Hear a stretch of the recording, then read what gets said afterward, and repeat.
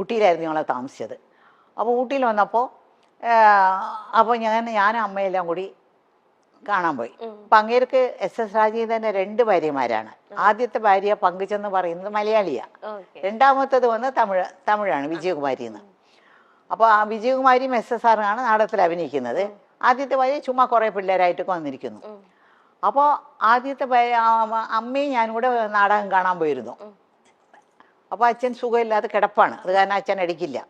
അപ്പോൾ ഞങ്ങൾ നാടകം കാണാനും എല്ലാം കൂടി അമ്മയും കുറച്ച് പേരെല്ലാം കൂടി പോയിരുന്നു നാടകം കാണാനായിട്ട്. അപ്പോൾ നാടകത്തിൻ്റെ ഇടയ്ക്ക് വന്ന് ഇൻ്റർവ്യൂലൊക്കെ വിടില്ലേ, അപ്പോൾ അമ്മയും ഞാനും കൂടി പുറകെ ആ മേക്കപ്പ് റൂമൊക്കെ ഉള്ള സ്ഥലത്ത് അവിടെ എന്നെ കൊണ്ടുപോയി. അവിടെ കൊണ്ടുപോയിട്ട് അപ്പോൾ അവിടുത്തെ മലയാളിയാണെന്ന് പറഞ്ഞു ആദ്യത്തെ ഭാര്യ പങ്കജവല്ലി. അപ്പോൾ അങ്ങേരോട് അമ്മ പറഞ്ഞു, അമ്മയോട് പറഞ്ഞു, ഇങ്ങനെ എൻ്റെ മോളാണ്, ഇപ്പോൾ ഞങ്ങൾക്ക് കുറച്ച് പ്രശ്നങ്ങൾ. അമ്മ അവർ അങ്ങോട്ടും ഇങ്ങോട്ടും സംസാരിച്ചപ്പോൾ ഇവർ രണ്ടുപേരും ഒരേ നാട്ടുകാരാണ്, ഒരേ സ്ഥലത്തുള്ള ആൾക്കാരാണ്. അപ്പോൾ വളരെ അടുത്തവർ. അപ്പോൾ അമ്മ പറഞ്ഞു, ഞങ്ങൾക്ക് പ്രശ്നങ്ങളാണ്, ഈ കൊച്ചേ ഉള്ളോ, ഇതിനെ അഭിനയിക്കാൻ വിടുന്നുണ്ട് എനിക്ക് എന്നൊക്കെ പറഞ്ഞു. അപ്പോൾ വീട്ടിലൊക്കെ ഞാൻ ചുമ്മാ ഒക്കെ ഇങ്ങനെ പാട്ടൊക്കെ പാടി ഡാൻസൊക്കെ ചുമ്മാ അതൊക്കെ ചെയ്യും, ഈ റേഡിയോയിലുള്ളത് കൊണ്ടല്ല. അപ്പോൾ അമ്മേൻ്റെ വിചാരം എനിക്ക് ഭയങ്കര ഇഷ്ടമെന്നാ. അപ്പോൾ അവർ പറഞ്ഞു, അങ്ങനെയാണോ, അങ്ങനെയാണെങ്കിൽ ഞങ്ങൾ പോയിട്ട് ഞങ്ങൾ ഇങ്ങനെ അത് അവിടത്തേക്ക് വരാനായിട്ട്, ചെന്നൈയിലോട്ട് വരാനായിട്ട് പറയാമെന്ന് പറഞ്ഞിട്ട് അയച്ചിരുന്നു. അപ്പോൾ അവർ നാടകമെല്ലാം കഴിഞ്ഞിട്ട് പോയി.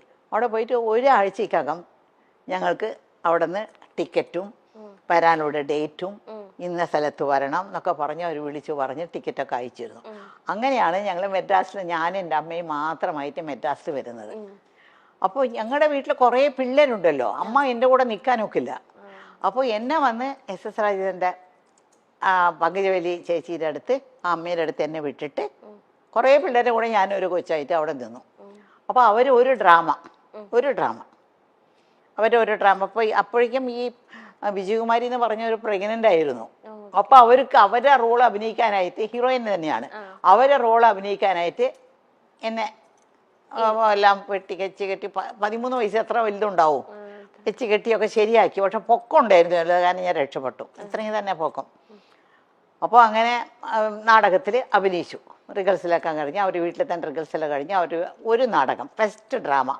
ഈ ഡ്രാമ കാണാനായിട്ട് MGRും അന്നത്തെ വലിയ ഡയറക്ടർ, ഇന്ന് മണിരത്നം എന്നൊക്കെ പറയുന്നില്ല, അന്നത്തെ വലിയ ഡയറക്ടറാണ് രാമണ്ണ എന്ന് പറയുന്ന ഒരാൾ, അങ്ങേരും കൂടിയെല്ലാം അവരാണ് പ്രസിദ്ധ ചെയ്ത് നാടകത്തിന് വന്നിട്ട് ഇങ്ങനെ ഇരുന്ന് നാടകം കണ്ടപ്പോൾ MGRും അവരും പറഞ്ഞു, കോഴിപ്പെണ്ണി കൊള്ളാമല്ലോ, നമ്മുടെ പടത്തിൽ ഒരു ക്യാരക്ടർ ഉണ്ടല്ലോ, അതിന് ഇങ്ങനെ കൂടെ അഭിനയിക്കാനായിട്ട് പൊക്കമുള്ളത് കാരണം നമുക്ക് ശരിയാക്കാമെന്ന് പറഞ്ഞു.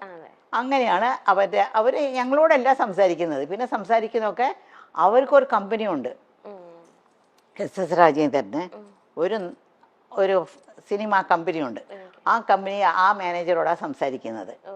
അപ്പോൾ അവിടെ സംസാരിച്ചപ്പോൾ എനിക്ക് 3 വർഷത്തിൻ്റെ കോൺട്രാക്റ്റ് കിട്ടും. 3 വർഷം പുറത്തുള്ള പടങ്ങളൊന്നും അഭിനയിക്കാൻ പാടില്ല, അവർ പറയുന്ന പടങ്ങളിലേ അഭിനയിക്കാൻ പാടുള്ളൂ. അങ്ങനെ അഭിനയിച്ചാലും പകുതി പണം അവർക്ക് കൊടുക്കണം പുറത്തുനിന്ന്.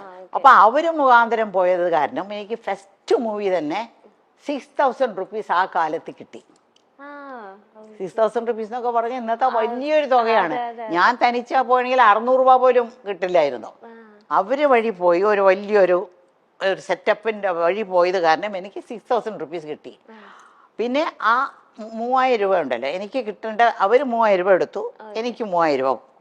ഞങ്ങൾക്ക് അമ്മയുടെ, എനിക്കൊന്നും അറിയില്ല, ഇതൊക്കെ അമ്മയാണ് കഴുത്തിടുന്നത്. ഞാൻ മേജറല്ലല്ലോ, കഴുത്തിടുന്നു മേടിക്കുന്നു ഒക്കെ അമ്മയാണ്. അപ്പം ഞാൻ അമ്മയോട് ചോദിച്ചേ, എനിക്കൊരു ആഗ്രഹമുണ്ട്, എനിക്ക് എന്തെങ്കിലും തരണം, ഇതിൽ നിന്ന് എന്തെങ്കിലും തരണം എന്ന് പറഞ്ഞു. അമ്മ പറഞ്ഞു ശരിയെന്ന് പറഞ്ഞു, ഒരു 50 രൂപ എടുത്തു കൊടുത്തു, എനിക്ക് തന്നു. ഞാൻ ഉടനെ കടയ്ക്ക് പോയിട്ട് ഒരു ഗ്രേപ്പ് വാട്ടർ മേടിച്ചു.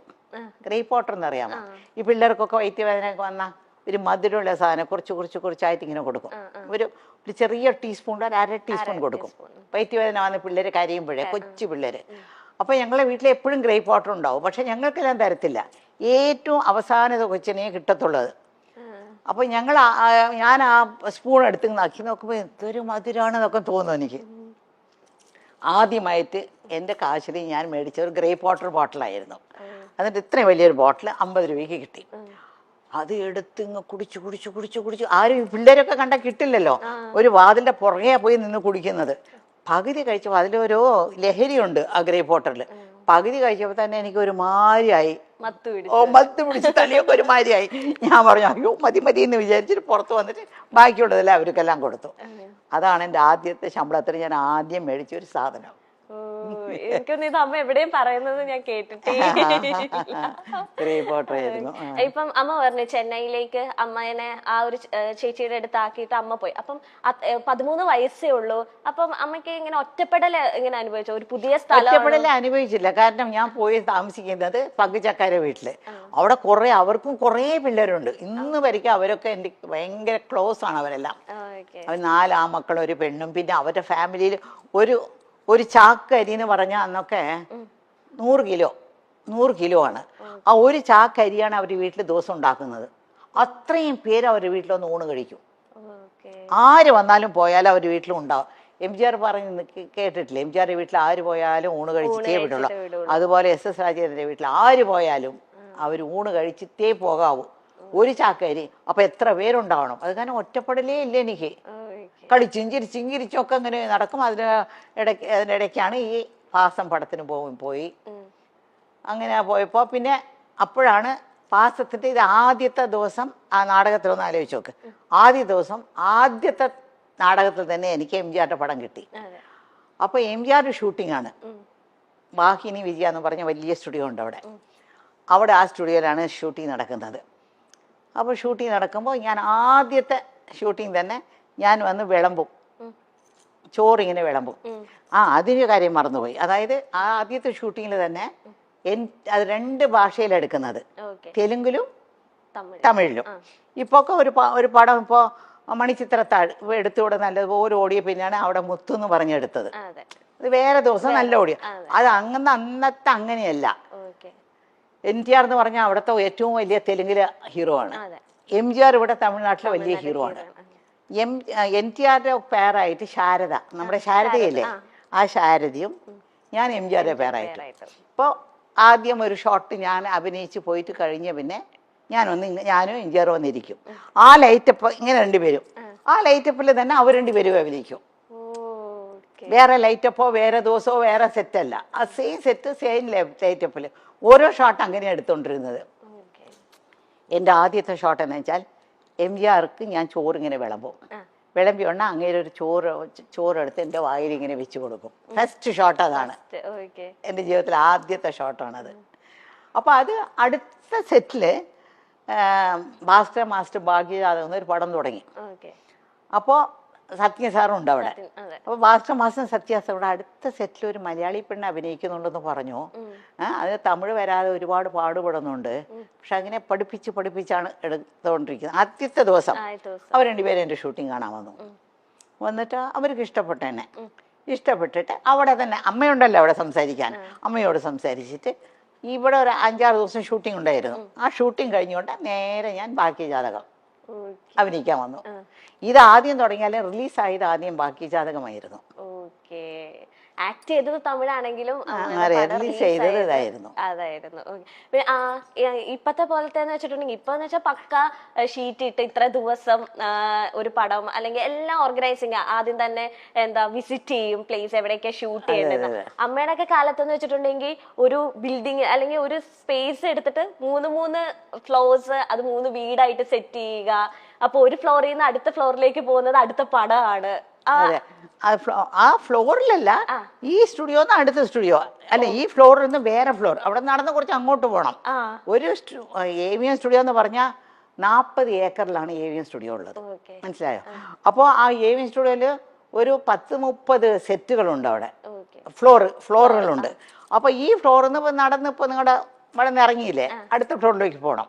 അവിടെയാണ് തെലുങ്ക്, തമിഴ്, കന്നഡം, ഹിന്ദി എല്ലാ പടങ്ങളുടെ ഷൂട്ടിങ്ങിന് മാറി എല്ലാവരും മാറി എടുക്കും.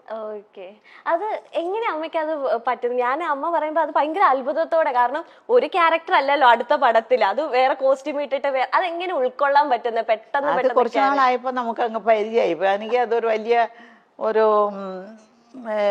ഒരു പാടായിട്ടൊന്നും തോന്നിയിട്ടില്ല, കഷ്ടമായിട്ടൊന്നും തോന്നിയിട്ടില്ല. അങ്ങനെ കാലത്ത് അന്നൊക്കെ ഞങ്ങളുടെ അടുത്ത് കോൾ ഷീറ്റ് മേടിക്കുന്നത് ഇപ്പൊക്കെ ഒരു പടത്തിനാണ് കോൾ ഷീറ്റ്. 40 ദിവസം കോൾ ഷീറ്റ് കൊടുത്താൽ ആ പടം തീർക്കാം. പക്ഷെ അങ്ങനെയല്ല, അവിടെ എല്ലാം ചെന്നൈയിലും അടുത്തടുത്തടുത്ത് സ്റ്റുഡിയോ ആയതുകൊണ്ട് ഒരു പടത്തിന് ദിവസവും 7 to 1, അതായത് ഈ കാലത്ത് 7 മണി മുതൽ 1 മണി വരെയും കോൾ ഷീറ്റ് കൊടുക്കും. കോൾ ഷീറ്റ് കൊടുത്താൽ ആ ഒരു 10-15 ദിവസം കൊണ്ട് ആ പടം തീർക്കും. അല്ലെങ്കിൽ അടുത്ത മാസം ഷെഡ്യൂൾ കൊടുക്കും. അത് കഴിഞ്ഞാൽ പിന്നെ ഉച്ചയ്ക്ക് 2 to 9 ഒന്നുണ്ട്, 2 മണി മുതൽ 9 മണി വരെയും ഷൂട്ടിംഗ് ഉണ്ട്. അങ്ങനെ ഒരു പടത്തിന് കൊടുക്കും. അത് ഒരു 10-15 ദിവസം കൊടുക്കും. പിന്നെ രാത്രി 10 to 2 എന്ന് പറഞ്ഞൊരു ഷൂട്ടിംഗ് ഉണ്ട്, 10 to 2. അത് വരയ്ക്കും. ചില തീർക്കാൻ പോകുന്ന പടങ്ങളുണ്ട്, അപ്പൊ 10 to 5 വർക്ക് ചെയ്യും. അപ്പൊ ഇത് മൂന്നും കഴിഞ്ഞിട്ട് ഞാൻ മേക്കപ്പ് റൂമിൽ പോയി ഇങ്ങനെ പല്ലൊക്കെ തേച്ചിട്ട് വേറെ കോസ്റ്റ്യൂം ഇട്ടിട്ടാ പോകുന്നത്. അടുത്ത ഇത് തന്നെ പിറ്റേ ദിവസം 7 to 1 പോകുന്നത്.